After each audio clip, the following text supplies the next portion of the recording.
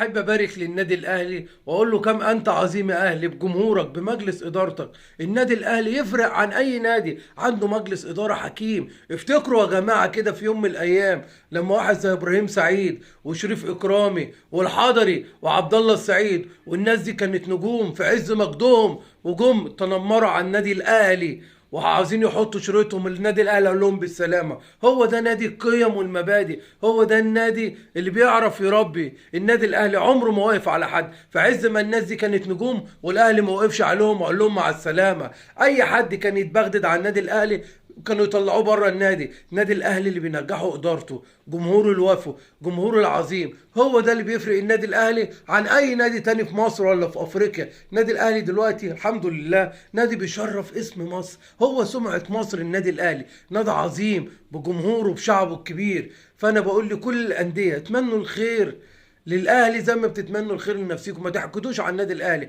حقدكم وتفكيركم ليل ونهار في النادي الاهلي هو اللي مرجعكم ورا، هو اللي بيأخركم، هو اللي بيبعد عنكم البطولات. ليه انتوا دايما تفكروا اللي انتوا تتكلموا عن النادي الاهلي وعايزين توقعوا النادي الاهلي؟ مش بكده يا جماعه، مش بكده. اعملوا وخلوا الاداره بتاعتكم تتعلم من اداره النادي الاهلي، اداره عظيمه، اداره حكيمه. عمر النادي الاهلي ما حط دماغه في اي اداره ولا في اي نادي. دايما الاداره بتاعت الاهلي بتعمل لصالح النادي. في جميع الالعاب الاهلي متفوق، في جميع الالعاب الاهلي مكتسح مصر وافريقيا. عشان كده نادي الزمالك دايما واقع. كل همنا اللي احنا نتكلم على الاهلي. دلوقتي انا بجيب قنوات الزمالك الاقي قناه الزمالك دايما سايبه النادي وسايبه الصفقات وشايفه النادي واقع ودايما مراهاش سيره غير النادي الاهلي. انتوا عايزين الزمالك ينجح ازاي يا جماعه؟ قول لي كده، انت عايز الزمالك ينجح ازاي وانت قناه النادي اللي المفروض تعرفك اخبار النادي وايه الصفقات الجديده وايه اللي بيحصل في النادي 24 ساعه بتتكلم عن النادي الاهلي والكابتن محمود الخطيب